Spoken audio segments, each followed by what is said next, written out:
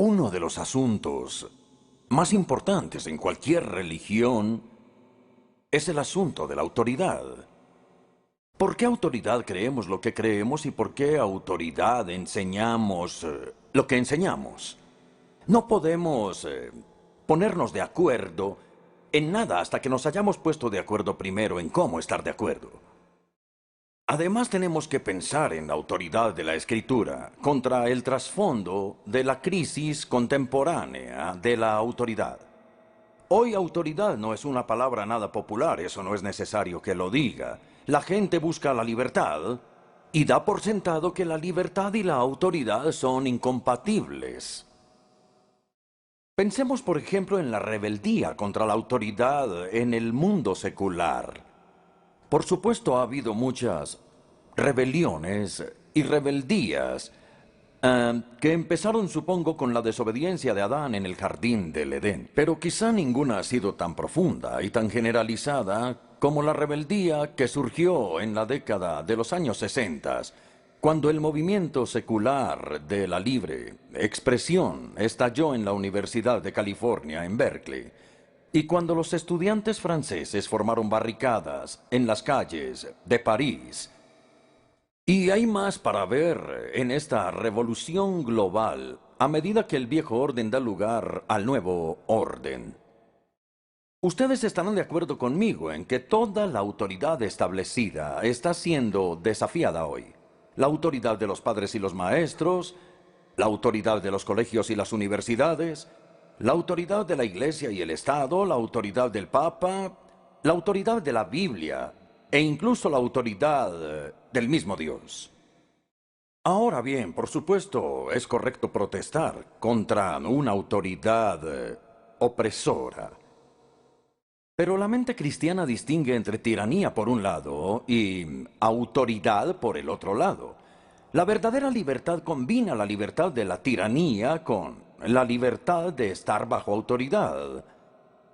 Consideremos ahora la pérdida de una autoridad aceptada en la Iglesia. El clima contra la autoridad del que hemos estado hablando ahora se está infiltrando en la Iglesia. Y las raíces de esto se encuentran en la confusión teológica de las iglesias del mundo actual. Por ejemplo, la cantidad de denominaciones protestantes y la tendencia patológica de seguir dividiéndose. También las facciones competitivas de las iglesias antiguas del Occidente y del Oriente. O también la controversia sobre algunas iglesias del mundo que tienen una base doctrinal bastante buena, pero que es mínima.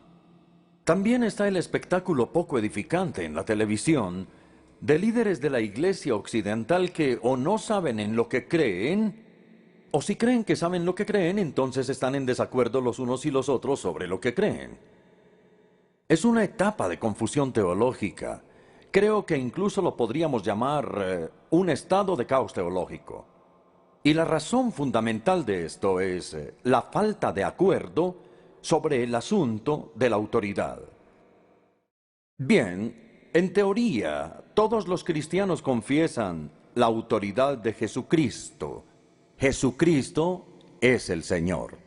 Los contemporáneos de Jesús estaban altamente sorprendidos con su autoridad. ¿Qué es esto?, exclamaban ellos. Una nueva enseñanza, y con autoridad, y no como los escribas. Y luego, después de la resurrección, Jesús exclamó: «Toda autoridad me es dada a mí, en el cielo, tanto como en la tierra». Y el Nuevo Testamento da por sentado que la Iglesia está bajo la autoridad del Señor Jesucristo resucitado. Ustedes han oído hablar de Charles Lamb, que es un ensayista inglés del siglo XIX. Y recordemos que Charles Lamb dijo lo siguiente. Dijo: si Shakespeare entrara en esta sala, todos nos levantaríamos para saludarlo. Pero si esa persona, es decir, Jesucristo, entrara en esta sala, todos caeríamos de rodillas e intentaríamos tocar el borde de su manto. Yo creo que eso es cierto. Si Jesucristo apareciera de manera visible hoy, de tal modo que nadie cuestionara su identidad. Y si hablara de manera audible hoy, de modo que nadie pudiera confundir su mensaje, es muy posible suponer, bueno, no sé si esto sucedería, pero es muy posible suponer que la iglesia lo escucharía y creería y obedecería. Pero el hecho es que, como lo sabemos muy bien, Jesucristo no va a aparecer ni va a dirigirse a la iglesia, por lo menos hasta el día final. Y en ese momento ya será muy tarde.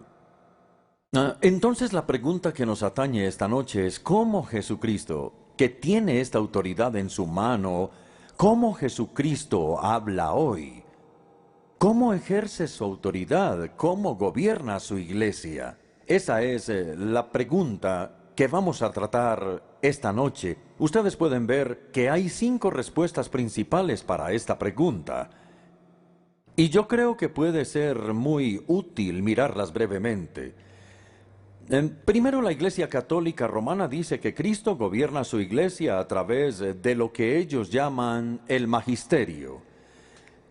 Se trata de la autoridad que ellos creen que Dios le ha dado al Papa y a los obispos católicos que rodean al Papa. Luego tenemos las iglesias ortodoxas orientales.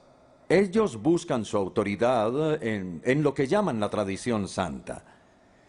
Pero la tradición santa para ellos incluye la Biblia y el credo y los 7 concilios ecuménicos y la liturgia y los escritos de los padres de la Iglesia. Y como la Biblia en su perspectiva es parte de la tradición santa, no se puede separar de la tradición, ni puede sobresalir, ni criticarla.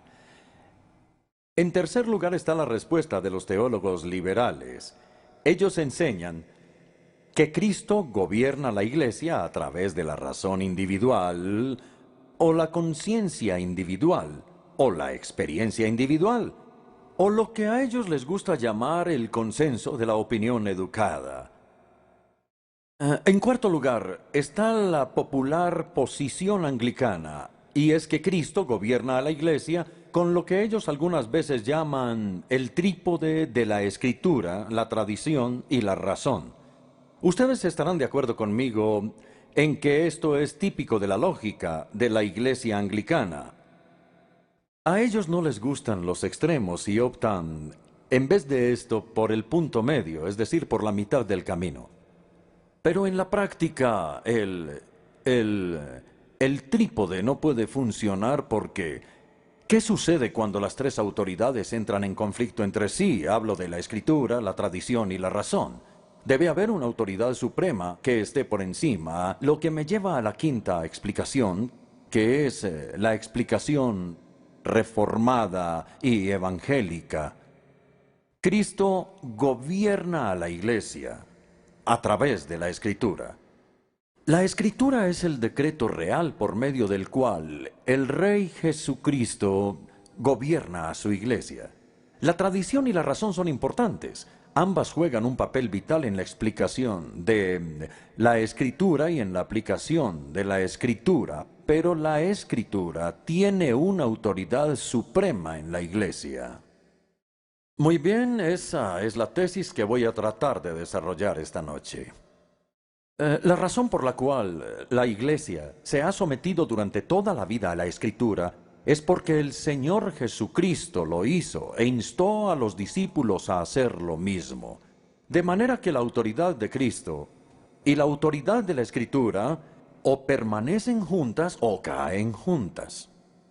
La Iglesia no puede repudiar lo que el Señor ha afirmado.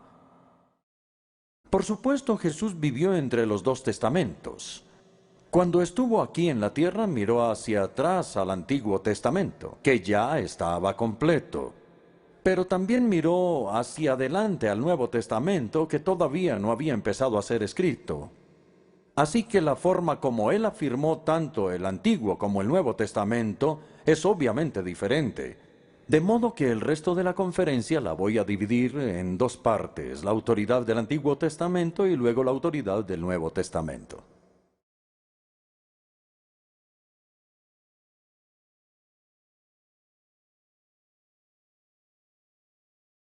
Consideremos por un momento la visión que tenía Jesús de la Escritura, como se ve en el uso que hizo de ella. Su sumisión personal a la Escritura del Antiguo Testamento se ve en tres esferas. Primero, se ve en su obediencia moral o en su conducta moral. Jesús estaba determinado a obedecer lo que se había escrito sobre él en la Escritura. Creo que no hay ejemplo más admirable que su encuentro con el diablo en el desierto de Judea, cuando fue tentado a dudar y a desobedecer a Dios. Y cada tentación, Jesús la enfrentó con una cita correspondiente de Deuteronomio 6 o Deuteronomio 8. Aléjate de mí, Satanás. Es lo que Jesús le dijo al demonio. Aléjate de mí porque escrito está. Aléjate. Esa sola palabra griega, geograptai, quiere decir escrito está. Era suficiente en sí misma. No había necesidad de discutir el asunto. No había necesidad de argumentar. No había necesidad de invitar al diablo a la mesa de negociaciones. El problema ya había sido resuelto por la Escritura. Escrito está. Entonces, no desobedecerás porque escrito está en la Escritura. La subordinación voluntaria del Hijo de Dios a la palabra de Dios es demasiado significativa. Jesús mismo vivió bajo su autoridad moral por sí mismo. En segundo lugar, vemos su sumisión en su misión oficial, en su comprensión de lo que era su misión en el mundo. Los evangelios en realidad revelan cómo Jesús llegó a saber quién era, es decir, su identidad, o lo que había venido a hacer al mundo, su misión. Pero él debió haber entendido estas cosas quizás gradualmente, a través de la Escritura, a medida que Dios le hablaba a través de la Escritura y él meditaba en ella. Sus citas del Antiguo Testamento hacen que esto sea muy evidente. Jesús afirma ser tanto el Hijo del Hombre, de quien se escribe en Daniel 7, como el siervo sufriente del Señor, de quien se escribe en Isaías 53. Él afirma ser el Hijo del Hombre que aparece en Daniel, que vendría en las nubes del cielo, y a quien todas las naciones adorarían en su gloria. Y cumplió el pasaje del siervo sufriente del Señor, que aparece en Isaías, que el siervo tenía que sufrir y morir por los pecados del mundo y luego traer luz a las naciones. De hecho, no sé si han observado que Jesús hizo lo que nadie había hecho antes, es decir, fusionar esas dos imágenes, la de el Hijo del Hombre que habla de su gloria y el siervo del Señor que habla de su sufrimiento. Y Jesús dijo que él debía entrar en su gloria como el Hijo del Hombre a través del sufrimiento. El Hijo del Hombre se irá, Marcos 14:21. El Hijo del Hombre se irá tal como está escrito de él. Así que esto explica el sentido de obligación que tenía Jesús de hacer lo que estaba escrito. Esto empezó cuando tenía 12 años, ¿recuerdan? Él dijo, ¿acaso no saben que en la casa de mi Padre debo estar? Y esto continuó durante su ministerio público, Marcos 8:31. El Hijo del Hombre tiene que sufrir muchas cosas y ser rechazado, y a los 3 días resucitar. Y esto continuó después de la resurrección. Él dijo en Lucas 24, todo lo que está escrito en la ley y en los escritos de los profetas debe cumplirse. ¿Por qué tenían que cumplirse estas cosas? ¿Cuál es la explicación a ese sentido de obligación que tuvo Jesús durante toda su vida? La respuesta es porque la Escritura lo dice, y él estaba determinado a obedecer lo que estaba escrito de él en relación con su misión. Así que de manera voluntaria y deliberada Jesús se puso a sí mismo bajo la autoridad de la Escritura. Estaba determinado a cumplir la Escritura en su misión y en los estándares morales de su conducta. Fue así como en el jardín de Getsemaní Pedro sacó su espada, la desenfundó en la noche y cortó la oreja derecha del siervo del sumo sacerdote. ¿Recuerdan lo que dijo Jesús? Le dijo que guardara su espada. Y luego le dijo, ¿acaso piensas que no puedo pedirle a mi Padre? Y él me enviaría más de 12 legiones de ángeles. Pero entonces, ¿cómo se cumplirían las escrituras que dicen que así tenía que suceder? Para mí algo muy notable es que en toda su vida terrenal, desde sus 12 años, y luego durante su ministerio público y después de la resurrección, Jesús sintió una obligación continua de la Escritura sobre él y mantuvo una determinación inquebrantable de hacer lo que estaba escrito de él en la Escritura. Hasta el momento hemos hablado de su sumisión en su conducta moral y en su misión oficial. Y en tercer lugar, en sus debates públicos. Cristo era controvertido. Participaba en debates constantes con los líderes religiosos de su época. Ellos en desacuerdo con él en desacuerdo con ellos. Y el punto es que en cada pregunta o en cada conflicto, Jesús veía la Escritura como el último tribunal de apelación. ¿Qué es lo que dice la Escritura? ¿Cómo es que la interpretan?, preguntaba. Y en especial él criticaba a los fariseos y a los saduceos. Criticaba a los fariseos porque le agregaban a la Escritura y criticaba a los saduceos porque le restaban a la Escritura. Ellos agregaban sus propias tradiciones. Y Jesús les decía, ustedes rechazan los mandamientos de Dios solo por seguir sus tradiciones. Ustedes ponen las tradiciones por encima de la Escritura y no deberían hacerlo. Luego criticaba a los saduceos porque le restaban el elemento sobrenatural. Ellos no creían en lo sobrenatural. Y Jesús les decía, ¿no es por esto que están ustedes errados? Ustedes ignoran las Escrituras y el poder de Dios.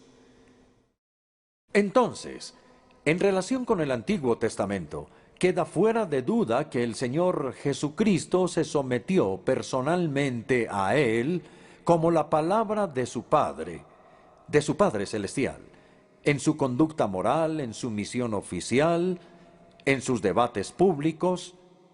El hecho decisivo de él era lo que estaba escrito en la Escritura. Eso resolvía cualquier incertidumbre y no hay ningún ejemplo en el que Jesús contradiga la Escritura. Solamente hay ejemplos en los que cumple la Escritura. Y ya sé lo que muchos están pensando. Se deben estar preguntando qué hay acerca de las 6 antítesis del Sermón del Monte, cuando él decía, ustedes oyeron que fue dicho, pero yo les digo algo diferente. Es importante que entendamos primero que Jesús no estaba contradiciendo a Moisés. Él nunca contradijo a Moisés. Él estaba contradiciendo las distorsiones y todas las perversiones que los escribas hicieron de Moisés. Él contradecía no lo que estaba escrito en la Escritura, sino lo que se había dicho, la tradición oral. Así que la evidencia de los evangelios no se puede contradecir. El corazón, en mente y en vida, Jesús se sometió humildemente al Antiguo Testamento, como la palabra de Dios escrita. Como Él lo hizo, nosotros debemos hacerlo. En la pantalla verán que hay 2 maneras posibles de escapar de la lógica que hemos tratado de desarrollar hasta ahora. La primera ruta posible de escape es decir, bueno, pero es que Jesús estaba equivocado. Él pensaba que la Escritura era la palabra de Dios, que tenía autoridad, que era inspirada y que era infalible, pero estaba equivocado. Él estaba encarcelado por la encarnación en la mentalidad limitada de un judío del primer siglo. Entonces, claro que creía en la autoridad de la Escritura. Todos los judíos contemporáneos creían en la autoridad de la Escritura, pero como ellos, él estaba equivocado. Esta teoría se conoce comúnmente como la teoría de kenosis. Kenosis en griego significa vaciamiento. Esta palabra está tomada de Filipenses 2:7, ekenosensioton, que se vacía a sí mismo en la encarnación. Entonces, la pregunta que los teólogos de todos los tiempos han debatido es ¿de qué se vació? Los eruditos liberales dicen, bueno, si no se vació de su deidad, por lo menos se vació de su conocimiento sobrenatural y como él se vació fue de eso, es entendible que haya cometido errores. Y entre los errores que cometió está la perspectiva errónea de la Escritura. Ahora pensemos cuidadosamente en esto. Es verdad, hasta donde podemos decir, que durante su vida en la tierra Jesús no era omnisciente. Por lo menos hacía preguntas, lo que sugiere que él no sabía la respuesta. De otra manera no habría tenido mucho sentido hacer preguntas como ¿cuál es tu nombre? Pero lo más importante es que él específicamente dijo que no sabía la fecha de su venida. Él dijo que los ángeles no sabían, que los seres humanos no sabían y que él no sabía, que solo el Padre sabía cuándo él regresaría. Entonces, lo que es notable sobre la declaración de Jesús es que él sabía lo que no sabía. Él no era ignorante de su ignorancia. Así que como sabía los límites de su conocimiento, él permaneció dentro de ellos y no se salió de ellos. Él enseñó solo lo que su padre le dijo que enseñara y por consiguiente no cometió errores. Aunque yo no pienso que él era omnisciente, sí era inerrante. Y entonces su enseñanza sobre el Antiguo Testamento no tenía errores, y eso era verdad. De modo que esa es la primera ruta posible de escape, que es decir que él estaba equivocado debido a la kenosis. Ahora la segunda. La segunda ruta posible de escape es decir que él fingió que creía en la autoridad de la Escritura, pero en realidad no creía. Él sabía perfectamente bien que la Escritura no era infalible, pero como sus contemporáneos creían que sí lo eran, y como él no quería, digamos, molestarlos en exceso, entonces él continuó con su error y fingió que él también lo creía. Esta es la teoría de la acomodación porque él deliberadamente se acomodó a su perspectiva, aunque él sabía que estaba errada. Pero esta teoría, como espero que ustedes estén de acuerdo conmigo, es intolerable. Atribuirle a Jesucristo el engaño consciente es una calumnia a su propia integridad. Además, Jesús nunca dudó en estar en desacuerdo con sus contemporáneos. Cuando estaba en desacuerdo con ellos, nunca dudó en decirlo públicamente, que él criticó sus perspectivas sobre la tradición, sobre el día de reposo, sobre el ayuno, sobre la concepción política del Mesías. Entonces, si estuvo en desacuerdo con todas estas cosas, ¿por qué no iba a estar en desacuerdo con su perspectiva sobre la Escritura, si de verdad estaba en desacuerdo? Además, la teoría de la acomodación hace a Jesús culpable del pecado que él más detestaba, y es el pecado de la hipocresía, pretender creer lo que uno no cree. Vamos a recapitular sobre lo que hemos dicho hasta este momento. Hay dos intentos de ruta de escape y ambas declaran que la enseñanza de Jesús estaba errada. De acuerdo con la primera, el error de Jesús era involuntario, no podía evitarlo. Era porque él estaba encarcelado en la mentalidad de un judío del primer siglo. De acuerdo con la segunda, el error de Jesús era deliberado. Él decidió fingir que estaba de acuerdo cuando no lo estaba. De acuerdo con la primera, Jesús fue engañado. De acuerdo con la segunda, él era un engañador. Pero la teoría de kenosis y la de la acomodación deben ser rechazadas fuertemente. Desacreditan seriamente la honestidad, la integridad y la autoridad del Hijo de Dios. Y contra estas especulaciones difamatorias, decimos que Jesús sabía lo que decía, quería decir lo que decía, y era verdad. Así que nosotros también debemos creer y enseñar estas cosas. Ahora pasamos de la autoridad del Antiguo Testamento, el cual Cristo aprobó, a la autoridad del Nuevo Testamento, el cual Jesucristo dispuso.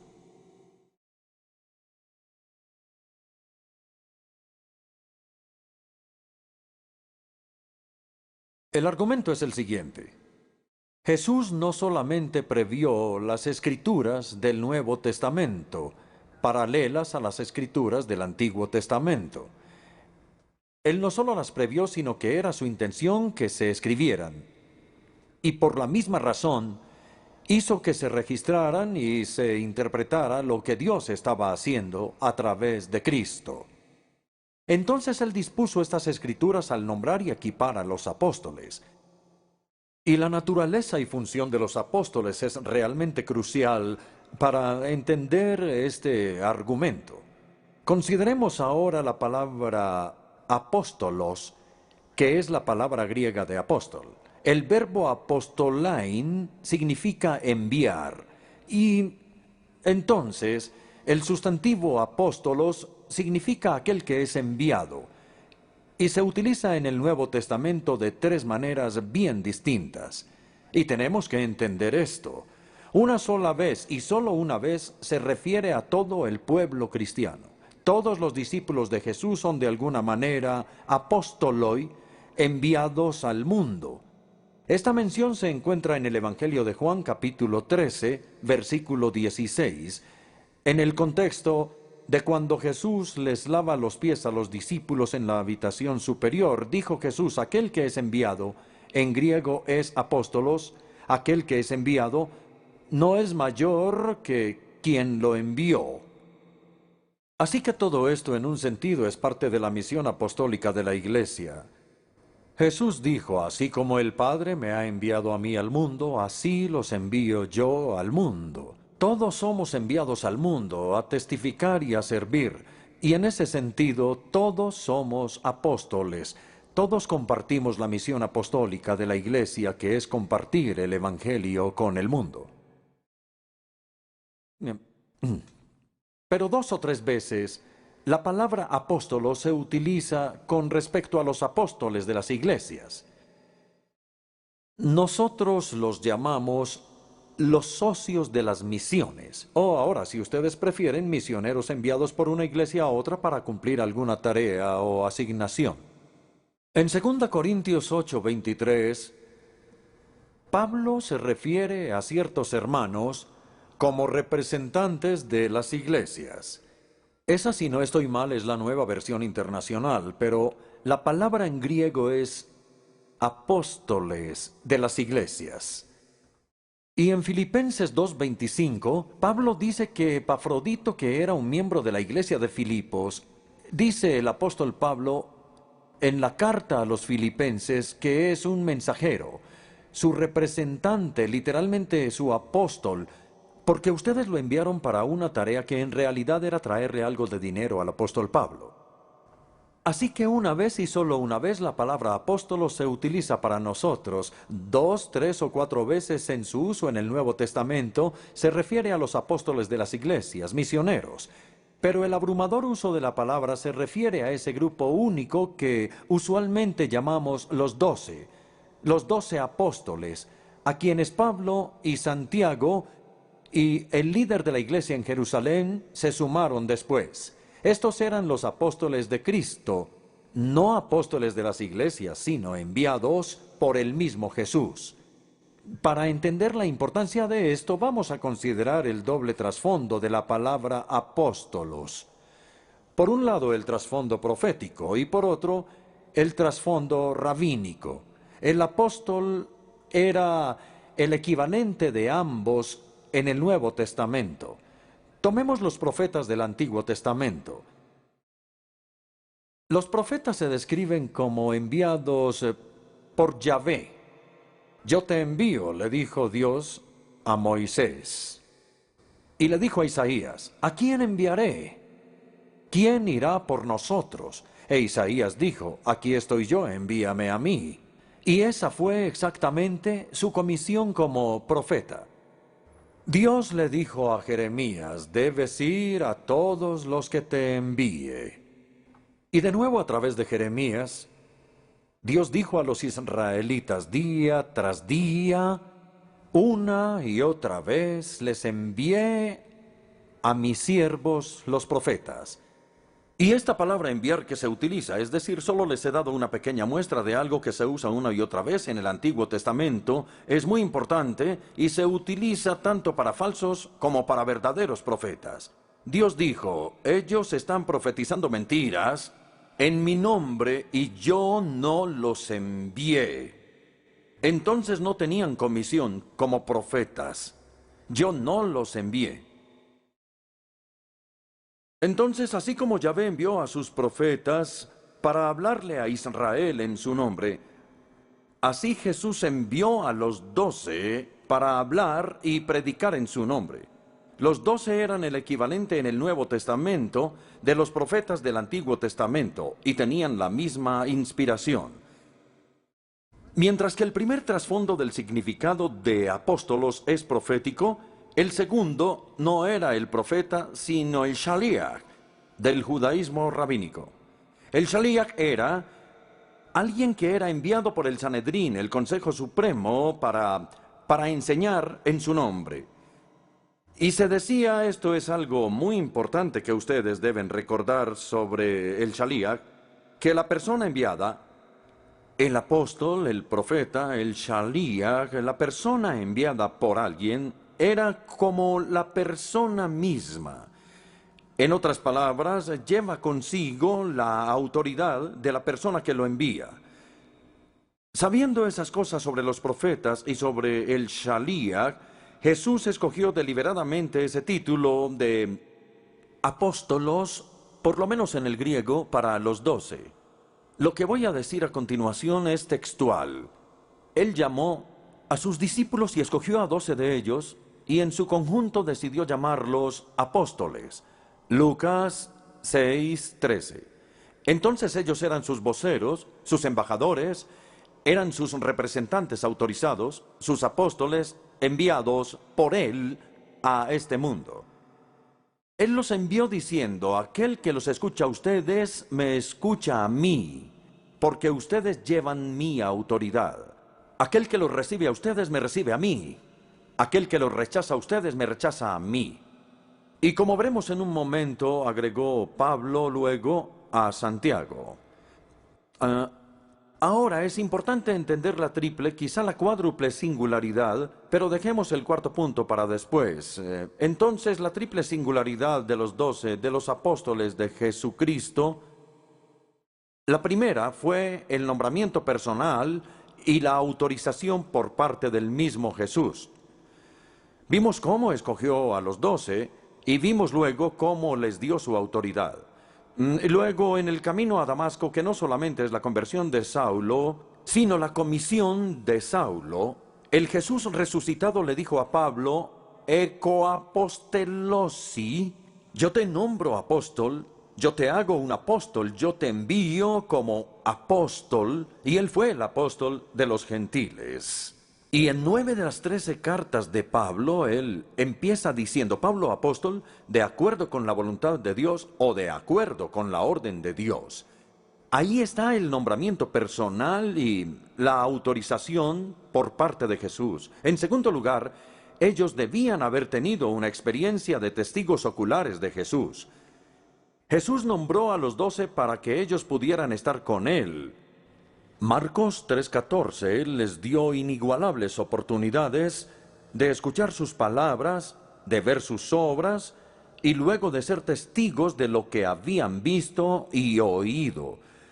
Y en el Evangelio de Juan capítulo 15, versículo 27, él dice en la habitación superior, y también ustedes darán testimonio porque ustedes han estado conmigo desde el principio. Cuando Judas debía ser reemplazado como el apóstol 12, Pedro dejó en claro el tipo de requisitos que debía tener.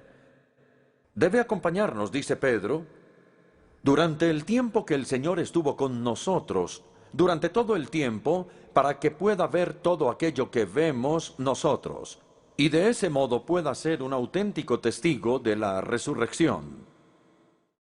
Ahora bien, Pablo y Santiago no fueron testigos de Cristo durante su ministerio público, pero sí habían sido testigos de la resurrección. Pablo, por ejemplo, porque esta es la razón por la que Pablo pudo llegar a ser apóstol, aunque no había estado con Jesús durante los días de su ministerio público. 1 Corintios 9, versículo 1. ¿No soy yo un apóstol? Dice Pablo. ¿No he visto a Jesús, nuestro Señor? Y afirma que en el camino a Damasco se le concedió ver a Jesús resucitado, y después de haber visto a Jesucristo y de ser su testigo, podía ser un apóstol. Nuevamente en 1 Corintios 15, versículo 8 dice, y por último, hoy menciona una lista. Ustedes recuerdan de los apóstoles, y por último, se apareció ante mí, el más insignificante de los apóstoles. Entonces en ambos versículos relaciona directamente ser un apóstol y haber visto a Jesús. Y esa es la razón por la cual tenemos que tener el valor de decir que no hay apóstoles en la iglesia de hoy. Nadie, absolutamente nadie, tiene la autoridad del apóstol Pablo, o del apóstol Pedro, o del apóstol Juan. Por supuesto, hay obispos, hay arzobispos, hay superintendentes, plantadores de iglesias, hay misioneros, pero no son apóstoles, no debemos llamarlos apóstoles. Podríamos simplemente darles el adjetivo y decir que ellos tienen un ministerio apostólico. Pero yo les he dicho a veces a mis amigos carismáticos, ¿ustedes creen que hay alguien en la iglesia de hoy que tenga una autoridad comparable con la autoridad de Pablo, de Pedro y de Juan? Y por supuesto dicen, no, por supuesto que no. No hay nadie que tenga esa autoridad. Entonces los apóstoles, los 12, no tienen sucesores porque un requisito esencial para el apostolado era haber visto al Señor resucitado, haber sido testigos de su resurrección. Entonces Jesús los nombró y los autorizó, y entonces sí fueron ellos testigos de Jesús. Y en tercer lugar, tenían una inspiración extraordinaria por parte del Espíritu Santo. Ahora vamos al discurso en la habitación superior de la última noche de la vida de Jesús en la tierra. Y en esa ocasión, en la habitación superior, les dio dos promesas especiales que se aplican no a nosotros, sino a los apóstoles que estaban con él en la habitación superior. La primera promesa está en Juan 14, 26. Él les hará recordar todo lo que les he dicho. El pronombre él se refiere al Espíritu Santo, y les he dicho muchas cosas, y cuando él venga les hará recordar lo que yo les he dicho. Es un ministerio que consiste en recordar. La segunda promesa está en el Evangelio de Juan 16, versículos 12 y 13. Muchas cosas me quedan por decirles. Jesús confesó que su ministerio de enseñanza no había sido tan adecuado porque él quería enseñarles mucho más, pero ellos eran tan torpes, tan ignorantes, que él no pudo decirles todo lo que quería decirles. Pero dijo, cuando venga el Espíritu Santo, él los guiará a toda la verdad. En otras palabras, él completará o cumplirá el ministerio de enseñanza que yo, Jesús, no he podido cumplir. Ahora bien, estos dos textos, por lo general, se aplican mal. Se aplican mal porque se aplican a nosotros. Por ejemplo, he escuchado a cristianos que me dicen, yo tengo mala memoria, pero el Espíritu Santo me va a recordar, me va a ayudar en esta tarea de memorizar la Escritura. Bien, uno podría decir que es un significado secundario o terciario, pero no es de lo que Jesús estaba hablando en ese momento. Nuevamente, las personas toman la otra promesa, que Él los va a guiar a la verdad. Entonces el Papa utiliza esta promesa regularmente, que el Espíritu Santo lo ha guiado a toda la verdad, incluso más allá de la Escritura. Algunos liberales enseñan lo mismo y comúnmente se malinterpreta la promesa, pero esas promesas se les hicieron a los apóstoles. Y no podemos cambiar los pronombres que aparecen en medio de las frases. ¿A quién se refieren esas dos promesas? Escuchen nuevamente. Aquí habla Jesús. Todo esto lo digo ahora, que estoy con ustedes. Pero el Espíritu Santo les enseñará todas las cosas que les he dicho. Muchas cosas me quedan aún por decirles, pero por ahora no podrán soportarlas. Pero cuando venga el Espíritu Santo los guiará. Creo que son más o menos 7 u 8 veces que se repite el pronombre los o les. Jesús en realidad les había dicho muchas cosas, pero ahora el Espíritu Santo les iba a recordar esas cosas que ellos habían aprendido. Y nuevamente el Espíritu Santo tenía mucho más que revelarles, pero ellos no podían soportarlo en ese momento, tenían que esperar a que el Espíritu viniera. El Espíritu complementaría o completaría lo que Jesús les había dicho. Entonces creo que tenemos estas dos promesas claras en nuestra mente. En la primera, el ministerio del Espíritu consiste en recordar, y en la segunda, el ministerio del Espíritu Santo consiste en completar o complementar. La primera promesa se cumplió en la escritura de los evangelios, y la segunda se cumplió en la escritura de las epístolas. Ahora vamos a ver lo que yo pienso que puede ser la cuarta singularidad de los apóstoles, y se trata de la habilidad de hacer milagros. Nosotros nunca debemos restringir a Dios ni decirle si puede hacer milagros o no. Pero si queremos tener una comprensión bíblica de los milagros, debemos decir que su propósito principal ha sido autenticar las etapas recientes de la revelación. Una de ellas es la enseñanza de los apóstoles. El apóstol Pablo pudo decir, como en 2 Corintios 12, versículo 12, él dice, las marcas distintivas de un apóstol, tales como señales, prodigios y milagros se dieron constantemente entre ustedes. Las marcas distintivas de un apóstol. Pablo dice que su propio ministerio de enseñanza como apóstol se vio autenticado por los milagros. Ahora vamos a pasar de las 4 singularidades de los apóstoles al reconocimiento de su singularidad. Primero con el mismo Cristo. Ya cité esto, Mateo 10:40. El que los recibe a ustedes, me recibe a mí. Jesús les dio su misma autoridad, de manera que si escuchaban a los apóstoles, escucharían al mismo Cristo. En segundo lugar, su singularidad fue reconocida por los mismos apóstoles. La conciencia que ellos tenían de su autoridad apostólica salta a la vista en las cartas. Ellos no escribían en nombre de la iglesia. Por el contrario, ellos escribían a las iglesias en nombre de Cristo. Ellos exigían que las cartas fueran leídas en la asamblea pública, junto con las escrituras del Antiguo Testamento. Así que las iglesias empezaron a recolectar las cartas apostólicas y a leerlas durante la adoración.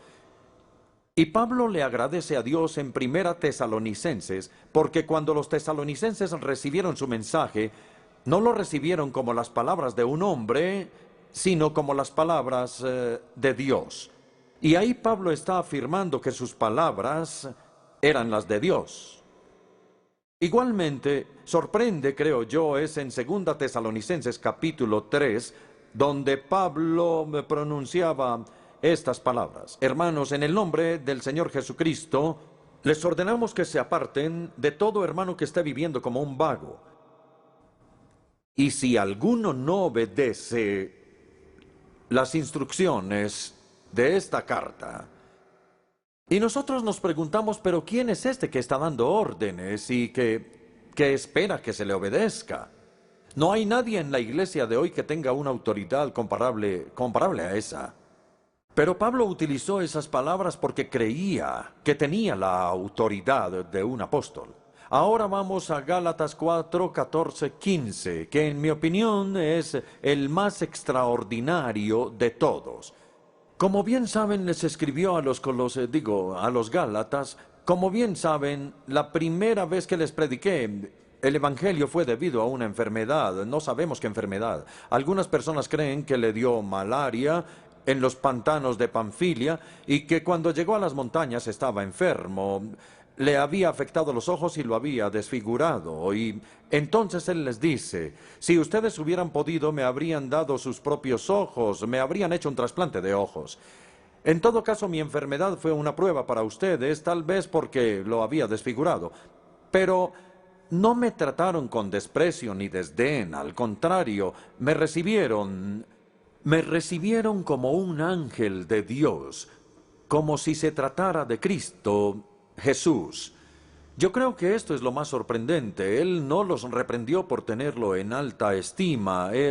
No, ellos tenían razón en pensar que él tenía la autoridad de Jesucristo, porque ellos eran los apóstoles de Cristo. Ellos eran sus representantes, sus plenipotenciarios. Así que la autoridad única de los apóstoles fue reconocida por los apóstoles mismos. En tercer lugar, fue reconocida por la iglesia primitiva. Ellos creían que cuando la era apostólica llegó a su fin y el último de los apóstoles murió, ellos entraron en una situación nueva juntos. Y yo creo que el mejor ejemplo de esto es el de un hombre llamado el obispo Ignacio. Los eruditos dicen que este hombre vivió en el año 110 después de Cristo y que era obispo de Antioquía. Él fue condenado a muerte como cristiano. Y cuando iba camino a Roma desde Antioquía para ser ejecutado, y cuando iba camino allá, que obviamente tomó varias semanas, él escribió un total de 7 cartas que han sobrevivido a los romanos, a los tralienses, a los esmirneos y a otros. Y esto es lo que el obispo Ignacio escribió varias veces en sus cartas. No les doy mandamientos como Pedro o Pablo, porque yo no soy un apóstol, sino un hombre condenado. Ahora bien, él era obispo de la Iglesia de Dios, fue una de las primeras evidencias de lo que llamamos un episcopado monárquico. Pero él dijo, no soy un apóstol, no tengo la autoridad de los apóstoles, y no les puedo dar mandamientos como ellos. Entonces, en las primeras batallas con los herejes, los padres de la iglesia como Tertulio e Irineo apelaron a la enseñanza de los apóstoles. Y también lo hizo Atanasio en su apología de los arrianos. Ahora creo que debemos considerar el canon del Nuevo Testamento y por qué llegó a establecerse. Este no fue finalizado hasta casi la mitad del primer siglo, pero el solo hecho de que la Iglesia haya cerrado el canon y que tuvieran la necesidad de cerrar el canon muestra que trazan una línea clara entre la era apostólica y el período post-apostólico. La prueba de si un libro era canónico era si era apostólico. Ellos se preguntaban, ¿este libro fue escrito por un apóstol? Y si no, ellos miraron todos los libros. Por ejemplo, Lucas no era un apóstol, pero fue un compañero cercano del apóstol Pablo. Entonces sí venían del círculo de los apóstoles. Si tenían la enseñanza de los apóstoles, si el libro era apostólico en alguna manera, entonces era aceptado en el canon del Nuevo Testamento. Ya casi termino. Pero tengo otros 2 ejemplos que quiero compartir con ustedes.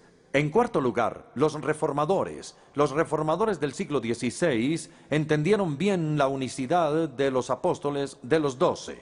Les voy a leer una cita de Lutero.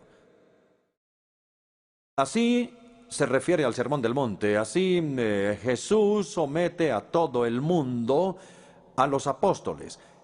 Y a través de ellos, y solo de ellos, el mundo debe ser iluminado. Todas las personas del mundo, reyes, príncipes, señores, eruditos, sabios, santos, todas las personas del mundo tienen que sentarse mientras los apóstoles permanecen de pie. Tienen que permitir que se les acuse y se les condene en su sabiduría y en su santidad, como hombres que no conocen ni la doctrina, ni la vida, ni una relación correcta con Dios. Todo el mundo tiene que sentarse mientras los apóstoles permanecen de pie para enseñarles. Y el quinto ejemplo es la iglesia contemporánea. Y es sorprendente que este ejemplo viene de la iglesia anglicana. En la conferencia de Lambeth de 1958, hace ya algunos años, los obispos produjeron una muy buena declaración sobre la Escritura y quiero citarles una parte de ella. La iglesia no está sobre las Santas Escrituras, sino bajo ellas. El proceso de canonización No fue un proceso en el que la Iglesia le confiriera autoridad a los libros, sino un proceso en el que la Iglesia reconoció que los libros tenían autoridad. ¿Y por qué?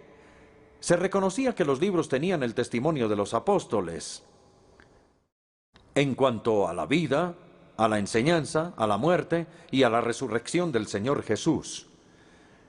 Y la interpretación que los apóstoles hicieron de estos eventos escuchen esto, es a una autoridad apostólica que la Iglesia siempre debe inclinarse. Entonces hay una necesidad por parte de la Iglesia de inclinarse a la autoridad de los apóstoles. Bien, es hora de resumir y concluir.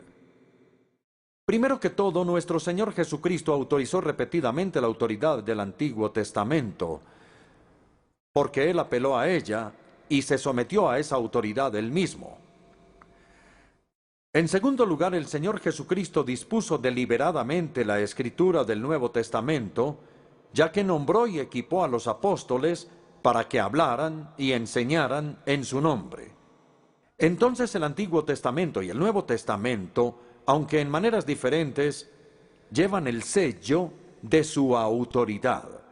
Por consiguiente, si deseamos someternos a la autoridad de Cristo, debemos someternos a la autoridad de la Escritura.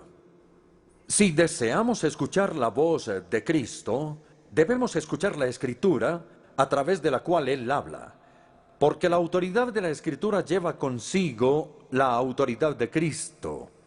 La última pregunta que debemos hacernos esta noche, y la última pregunta ante toda la iglesia hoy es ¿quién es el Señor? ¿La iglesia es el Señor Jesucristo? ¿Y tiene el poder de editar y manipular su enseñanza? ¿O es Jesucristo el Señor de la iglesia? Y entonces la iglesia debe obedecerle. Y como Jesucristo es el Señor, no debemos tener ninguna duda sobre la respuesta a esta pregunta.